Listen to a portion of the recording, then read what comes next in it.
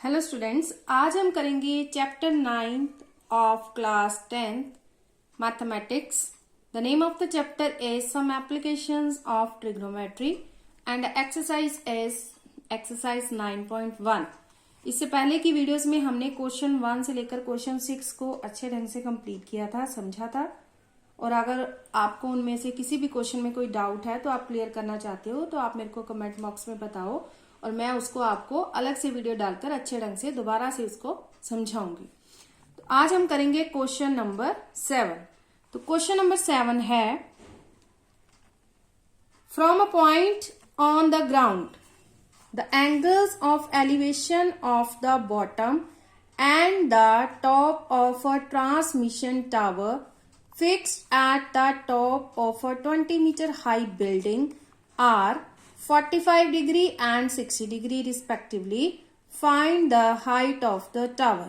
पहले तो इसकी स्टेटमेंट को हम अच्छे ढंग से समझेंगे। स्टेटमेंट क्या है कि from a point on the ground, ground से कोई पॉइंट पर the angles of elevation of the bottom and top of a transmission tower, एक ट्रांसमिशन टावर है उसके बॉटम और उसके टॉप से क्या हो रहा है, एलिवेशन, एंगल ऑफ एलिवेशन बन रहे हैं। Fix at the top of a 20 metre high building, जो ट्रांसमिशन टावर है वो क्या है कि एक हाई बिल्डिंग, कितनी हाई, 20 मीटर हाई बिल्डिंग के टॉप पर उसको फिक्स किया गया है और वो एंगल बना रहा है टॉप, बॉटम और टॉप से 45 and 60 degree respectively. Find the height of a tower, हमें टावर की हाइट फाइंड आउट करनी है। तो सबसे पहले इसकी फिगर को हम समझेंगे और ड्रॉ करेंगे। फिगर में हम देखेंगे कि ये एक हम लेंगे, उसने बोला है कि एक बिल्डिंग है, बिल्डिंग कितनी है, हाई 20 मीटर हाई है। उस बिल्डिंग के ऊपर उन्होंने एक ट्रांसमिशन टावर को लगाया है। जो ट्रांसमिशन टावर है वो एक 20 मीटर हाई बिल्डिंग पर उसने फिक्स किया गया है और जो टावर है वो उसके बॉटम और उसके टॉप, ये रहा उसका टावर का बॉटम और ये टावर का रहा टॉप। बॉटम और टॉप से जो एंगल्स बन रहे हैं ग्राउंड पर वो कौन कौन से बन रहे हैं। बॉटम से बन रहा है 45 डिग्री, क्योंकि यहां पर लिखा है रिस्पेक्टिवली और फर्स्ट टर्म में है, फर्स्ट में है बॉटम एंड सेकंड में है टॉप। और फर्स्ट बॉटम का जो एंगल होगा 45 होगा और टॉप का एंगल होगा 60 डिग्री। इसलिए बॉटम का एंगल और टॉप का एंगल जो दोनों हम लेंगे, जो बॉटम है वो बनाएगा 45 डिग्री और जो टॉप है, डी पॉइंट है, वो बनाएगा 60 डिग्री एंगल।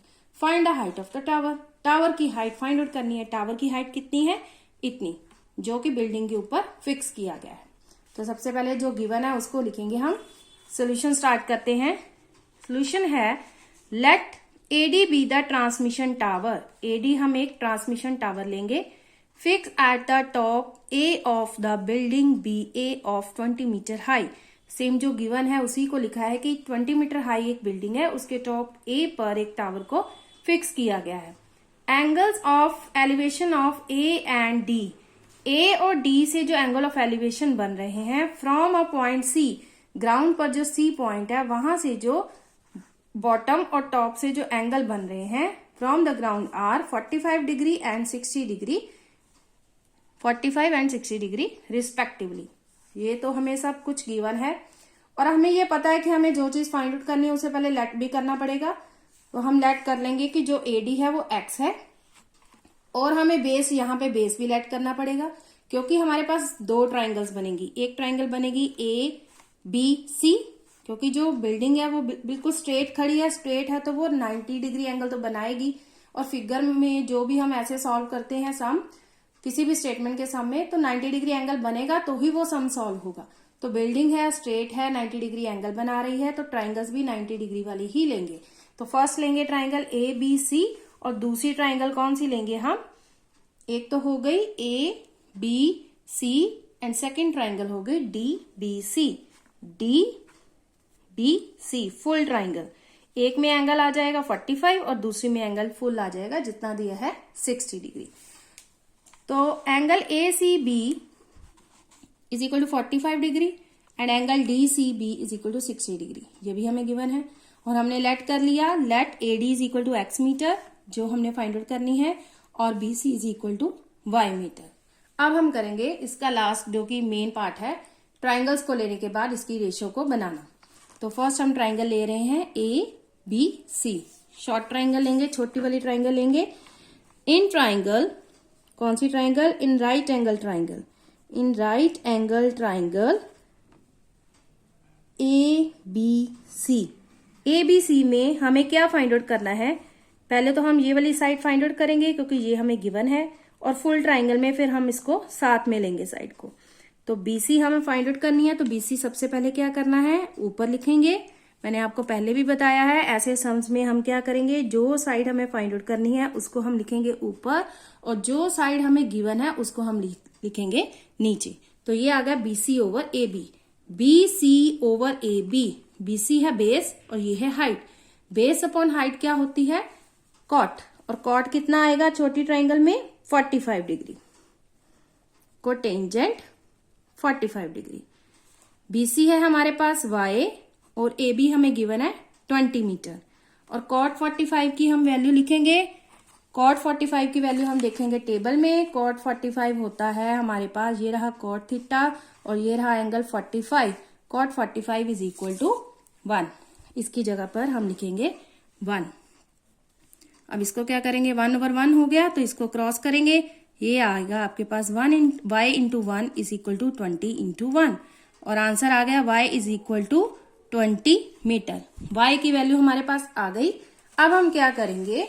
जब हम बड़ी वाली ट्राइंगल लेंगे, ट्राइंगल BDC या DCB, जो भी आप नाम लिखोगे, जो बड़ी वाली ट्राइंगल लेंगे उसमें y हमारे पास होगा, तो इस साइड को ऊपर लिख लेंगे, और ये फुल साइड हमें नहीं, ये साइड नीचे लिखेंगे, और जो साइड हमें फुल नहीं पता है उसको हम ऊपर लिखेंगे। तो अब हम ट्राइंगल लेंगे in right angle triangle DBC।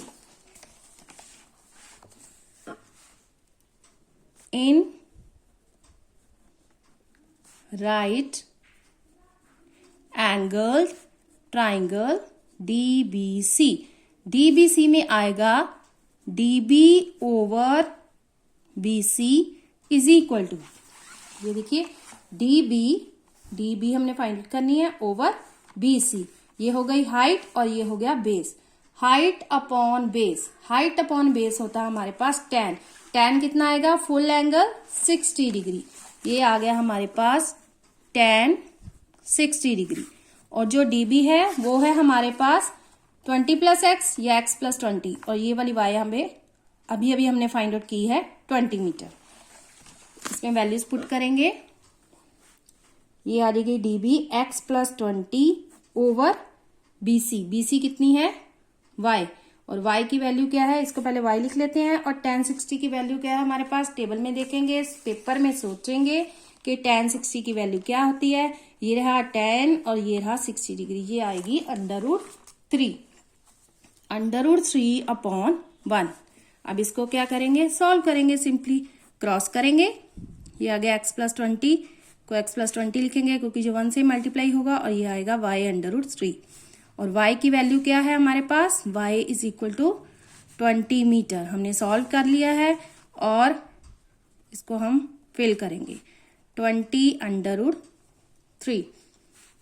अब क्या करेंगे? x को फाइंड आउट करना है। x को एक साइड पे लिखा रहने देंगे, 20 को दूसरी साइड पे लेके जाएंगे। ये यहाँ पे प्लस का है और यहाँ पे आके माइनस का हो जाएगा राइट साइड पे। 20 दोनों में कॉमन है, अंदर क्या बचेगा? √3 माइनस 1। आप सिंपली क्या करेंगे? जब भी √3 दिया होता है या तो रैशनलाइज करते हैं और या उसकी वैल्यू पुट करते हैं। और ये नीचे नहीं दिया इसलिए हम इसको रैशनलाइज नहीं कर रहे, सिंपली इसको वैल्यू पुट करेंगे। √3 क्या होता है हमारे पास? 1.732। 1.732 माइनस 1। अब मैं आपको ये भी बता देती हूँ कि इसको माइनस कैसे करना है। 1.732 माइनस 1 ऐसे होगा, इसका माइनस ये आ जाएगा आपके पास 0.732। माइनस करने का भी आपको अच्छा मतलब मेथड आना चाहिए कि ये ना हो कि आप 1 को यहाँ पे लिख दो और उसको माइनस करना शुरू कर दो। इसको ऐसे ही माइनस करेंगे, इसके पॉइंट के बाद ही 0 लगेंगे। तो ये आ गया हमारे पास 20 मल्टीप्लाइड बाय 732। इसको ओवर करेंगे P ओवर Q की फॉर्म में, तो ये कितने डिजिट हैं इसके डेसिमल के बाद? 1, 2 एंड 3। तो ये कितने जीरोज आ जाएंगे? 3 जीरोज आ जाएंगे। क्या होगा? 1 0 इसके साथ कैंसिल, ये ऊपर आएगा 2 × 732 ओवर 100। सिंपली क्या करेंगे, मल्टीप्लाई, 2 2 का 4, 3 2 का 6 एंड 7 2 का 14। अब क्या करना है, सिंपली डेसिमल, डेसिमल लगाएंगे, नीचे 100 है, 2 टर्म्स है, 2 जीरोस हैं तो 2 डिजिट से पहले हम लगाएंगे इसका डेसिमल। ये आ गया 14.64 मीटर। ये क्या आई हमारे पास, एक्स की वैल्यू, और उन्होंने क्या पूछा था, एक्स ही पूछा था हमसे, हाइट ऑफ द टावर पूछी थी, तो हमने लेट की थी हाइट ऑफ टावर एक्स, तो ये हमने आंसर निकाल लिया, X is equal to 14.64 metre. तो लास्ट में लिख देंगे hence the height of the tower is equal to 14.64 metre, answer. और लास्ट में आपने मीटर, सेंटीमीटर जो भी दी है यूनिट उसको जरूर लिखना है, नहीं तो आपका मार्क्स आधा या एक कट हो जाएगा। सम को आसानी से बड़े ध्यान से सॉल्व करना है, क्योंकि एक भी पॉइंट में आपने गलती की तो आपका फुल का फुल क्वेश्चन ही पूरा गलत हो जाएगा। अगर आपने यहाँ पे कोई वैल्यू गलत निकाल दी तो नेक्स्ट अगर y की वही गलत वैल्यू पुट करोगे तो ये तो सम सारा ही गलत है। तो फिर इसको ध्यान से करना, स्टेटमेंट को ध्यान से समझना और ध्यान से ही सॉल्व करना पेपर में। अगर आपको मेरी वीडियोस अच्छी लगे तो मेरी वीडियोस को लाइक, शेयर और मेरे चैनल को सब्सक्राइब करना। अगर कोई भी किसी सम में प्रॉब्लम हो तो आप मतलब फ्रीली आप मेरे को बता सकते हो मेरे कमेंट बॉक्स में, और मैं आपके लिए अलग से वीडियो डालूंगी। तो थैंक यू सो मच।